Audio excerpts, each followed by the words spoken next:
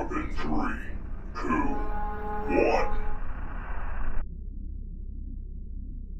1. Alright, computer. Let's hook up to local GNet hub and get this going.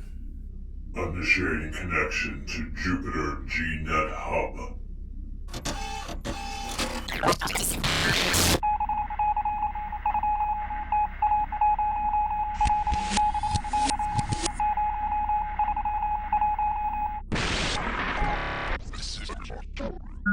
Connection to Jupiter GNet Hub established. Okay, computer. Open up comms to all our viewers and begin transmitting our latest file. Transmitting. John and the spaceboat. Wheels.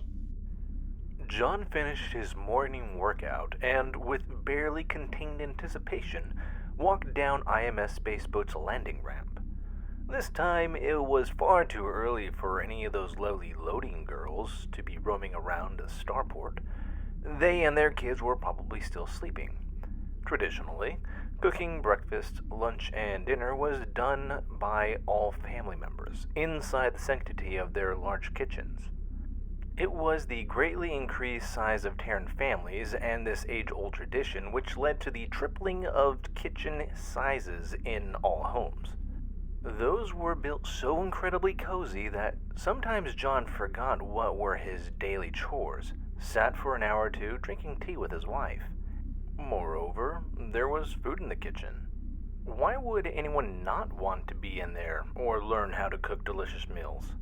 Sometimes alien cultures who sternly advocated for full automation claimed cooking machines freed people from their daily chores, made them laugh. The entire process of preparing your ingredients and then cooking the meal was a beloved Terran custom, an institution, if you will. Kids learned this important survival skill from an early age. At first, they helped with the easiest of tasks, like washing vegetables or setting the tableware. Then, as they grew older, children were taught how to carefully chop ingredients, studied various recipes, and learned more about nutrition. Most doctors agreed, generational, family cooking culture has increased human life expectancy by 15 years or more. Although there were certain sweet pleasures he and many others were guilty of, the rule of thumb was no excessive sugar consumption. That and having plenty of physical exercise, like jogging for example, made the excess calories go poof. While he jogged alone around Spaceboat's empty corridors, the echo of his footsteps consistently reminded him that he needed a crew. Eve had already signed the contract, and from this point on, his personal assistant. She was also the channel's new link coordinator. With her many years of experience with computer systems and comms data compression, Eve was the perfect bunny for this job.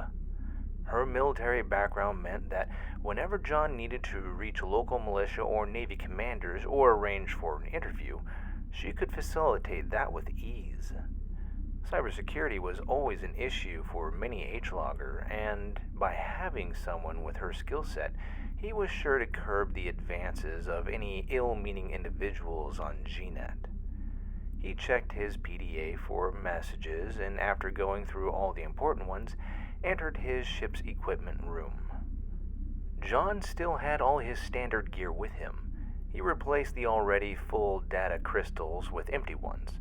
Again, took his Nambu Z07 and did all the usual checks before he maglocked the trusty self-defense gun to his thigh. It was down to the beginning of the road, which led to Apple Crate, where Eve was waiting for him, both paws holding one steaming banitsa each. How, or more importantly, where, did she find those so early in the morning? Never mind that.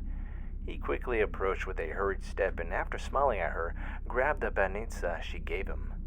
The bunny must have ran all the way up the hill after she purchased the two freshly baked treats. "You gotta eat them quickly, John. I made sure the baker had 2 banitsas in the oven, just for us. Kobo is one awesome person, yes he is.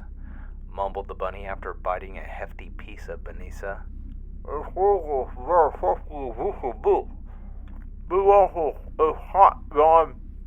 Attempted to speak Eve while speedily eating the steaming hot goodness.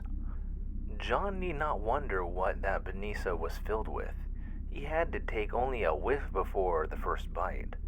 Full of minced pork, a little bit of sauerkraut or caramelized onions. This was the staple, comfort food which most spacers ate for breakfast every morning. Of course, just like most world-famous foods, it came from Bulgaria, and John knew that the original was full of white cheese. That and finely chopped leeks, or just lots and lots of onions. He quickly devoured the filo pastry treat and then made another note in his PDA to pick up a couple of cheese and spinach-filled benisas. He still had plenty of spare space in his spaceboat stasis food unit. Besides, his wife absolutely loved Mediterranean cuisine. It took them half an hour to casually walk on a straight megasteel road until they finally reached the marketplace's outskirts. That was the place where most small artisan shops were constructed. John counted at least 50, and most of them were already open. The largest was a pottery workshop which had a few hundred amphorae, vases or cooking clay pots, arrayed in the front. Another workshop had a sizable selection of wood-carved boxes. Some were decorative, others clearly made for bento. Each box was handcrafted, unique in design, covered with all sorts of ingenious hollow art. John almost stopped and reached for his wallet. These bento boxes were reasonably priced. The smaller one cost 10 and the biggest one only 30 creds. For an item of such craftsmanship and quality wood, protected by vac foam lacquer, even 50 creds was basically a steal. However keen he was on acquiring one of these boxes, John reasonably assumed that there would be plenty of time for him to purchase it later today. First the car, then all the other stuff like souvenirs or special street foods.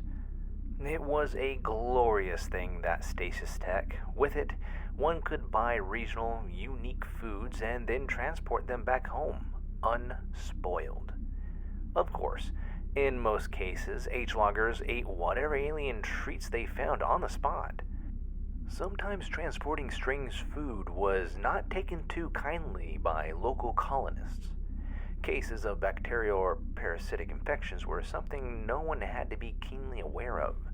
Compared to the Terrans, most aliens cared little for food cleanliness, and more often than not, street food was dangerous for the uninitiated. GeneNet foodies often pay hefty fees for gene mods, which allowed them to consume even more dangerous and even deadly for humans food. John smirked. There were borders he was clearly not willing to cross, and stuffing himself full of gene mods was one of those. Even if the, quote, "there are passengers for every starship" saying was mostly true, he had long since chosen his own path. The gastronomes did so too. It was totally safe for him to eat street food on Earth, or the fringe space of colonies. Even distant space stations boasted impeccable cleanliness, and each had their own speciality. H-loggers like him, instead of wasting their money on gene mods, spent most of their hard-earned creds on holocams and other equipment. Like the new model Nikon Slipstream 2000 he got right when IMS Spaceboat's hull was first being assembled. One of John's first sponsors, Nikon's GeneNet Holocam division, was seeking to expand its market share, and funding some of the first big sensational lights proved to be an excellent business move. 2 decades later, and he had purchased many tech shares in Nikon's advanced hyperspace communication research. Every time something new came out, some advanced gadget or new GeneNet streaming protocol, he was one of the few who gained access to it. John made a sign, and his holocam took another 360 panoramic shot of Apple Crate's artisan area. The harvest fair would start in earnest tomorrow, but many alien guests and traders had already set up their shops in an attempt to garner some attention or even sell more. CCL, or Colonial Common Law, stated that if one didn't sabotage their competition in any way, they were allowed to do whatever it is they pleased. Of course, nasty corporation executives who assumed they could waltz in and buy some officials, ruin local businesses by flooding the market with cheaply produced crap, were in for a surprise of their lives. Such fools were usually banned for life from ever entering Terran space, let alone any of their subsidiaries to sell products here. John passed under one almost completed and very familiar for him construction, a shoregai. The local shopkeepers had pooled their resources and even moved shops, so that typical of Japan shopping street can be constructed. It was different though. People here had the luxury of unlimited space, and those who designed the roof went a little overboard with the hollow art and decorations. Following Eve, he entered through the main entrance of the shopping street, then turned right and walked between two closely built shops. The claustrophobically tight alleyway was surprisingly similar to some passageways John had explored in Japan's biggest, oldest cities. They did have space and could build wherever they wanted, and, at first, he was somewhat puzzled. Then he remembered that Apple Crate was a fringe colony, and except for that two-lane megasteel road, they had no streets. Every home and every building they built was with their colony's defense in mind. It was way easier to defend a small street than a wide boulevard, and even though they did have one long, wide road, John knew that it was all a clever trap. Said megasteel plates probably had remotely activated nanothermite charges underneath, ready to turn the road into a small river of liquid metal. Eve stopped and then knocked on the door of a small garage, then stood aside, a huge grin on her face. John heard rattling coming from inside, then steps, and finally the door slid open, revealing the figure of a yawning teenage boy. His assistant greeted the teen by shoving an energy bar into his opened hand. "Ray, don't tell me you've been working all night on that thing. I promised to bring a paying customer, remember?" She pointed at John. "Meet John. He's an age logger and my new boss." The teen shook John's hand, and after yawning once more, took a bite of the energy bar Eve gave him. "Sure, I remember. Please come in, come in. I'll turn on the kettle. Tea?" Eve nodded and looked at John, who, after taking a few steps inside the orderly garage, noticed a big shelf full of tea boxes and smiled. "A cup of tea would be fine, Ray. Thank you." "Pick the one you like," nodded at the shelf, Ray scratching his freckled face and then attempted to fix his very much impossible to command red hair. "Mariner Valley Green, if you please." John pointed to one brand new reddish tea box. Not surprisingly, Apple Crate being a Terran colony, one could easily find the best and most widely known across this part of space, tea. The intrepid Martians were at the forefront of agricultural development in the Sol system. Many Martian farmers and ranchers had banded together, formed new companies. One such firm was the Mariner Valley Company, and the green tea which grew there was considered to be one of, if not, the best. While the kettle worked its magic, John looked around Ray's garage. The wide and surprisingly tall building had space for 4 vehicles, and currently he could see 3 cars in various states of assembly. The last spot was recently cleaned, and he noticed one moderately big pile of salvage standing beside it. Multiple plates of metal, odd parts, and irregular cut bits were arranged in an orderly, precise way. It was as if someone knew the exact order in which these pieces of metal would be used, molded into different parts. Just as he was turning around looking for the nano printer, Eve brought his tea. They sat on the 2 folding chairs which Ray had conveniently set up, and then the teen engineer-to-be pointed at one bulky device. "This is my nano printer, one of the best machines in its class around here. Eve told me that you're in need of something sturdy, an explorer's car, perhaps?" Ray pulled his PDA from the table littered with tools and swiped a couple of holographs. "Those are just a few models I have the drafts for, but ultimately the choice is yours." John examined the 4 models Ray showed him, and after a couple of minutes made his choice. The car he picked was a Toyota X6000, designed for traversing extreme terrain. The car had 4 seats, a wheeled chassis, and one small emergency grab drive. You could easily modify it and strap specialist equipment on the TX6, which is how most people called that slick vehicle. John had the privilege of driving one when its prototype first came out for testing. He drove across the countryside of Japan. Toyota paid him a generous amount to put the vehicle through its paces and even asked if John was willing to enter a car race to climb Mount Fuji. The car performed way beyond what he had read in the fuel manual, and due to his driving skill, plus a lot of luck, John won 2nd place. Good times. "Well, I can't say no to a brand new TX6. How soon can you and your team build it?" "Depends on what extras you would like in that TX6 to come with, John," smiled Ray and opened another holo file. "Armored suspension, emergency descent engines, amphibious conversion, enhanced sensor module, nano-programmable tires, etc., etc. You pick it and we build it, boss. Now let's talk money. The TX6 will cost you $300. We guarantee extra durability and top-quality construction. We can install 3 extra systems and 2 upgrades on this model, 150 creds each." "You sure it won't take your team more than 2 days to construct it?" John scratching the back of his head. "TX6 is simple. We already built a dozen or so from scratch. I even modified one for my aunt last year.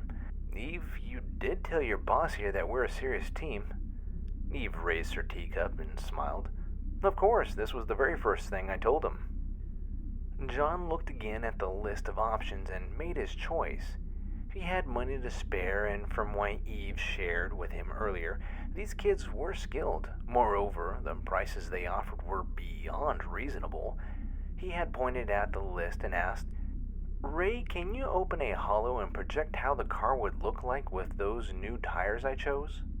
"Sure, boss. Give me a sec," mumbled Ray, and while he quickly linked one file after another, Eve received a link. Her ears twitched, and with a slightly angered frown, she said, "Amy just linked, and guess what, John? She's on another unplanned appointment today. She asked me to relay her apologies and tell you that the interview will be postponed," smiled John after Ray showed him the modified TX6 in all her glory. "Yes, she reserved a table for us in that new restaurant under the bridge. Lunch is on her. We are to wait for her there." Eve finished her tea and stood up. She then gave John another, almost repentant look. He smiled again and then said, "Ray, I presume me giving you half the sum in advance is acceptable?" "Standard business practice, boss." Ray shook his hand, and while John counted the cred chits, the teenager began mumbling part numbers, measurements, and even tools which he was about to use.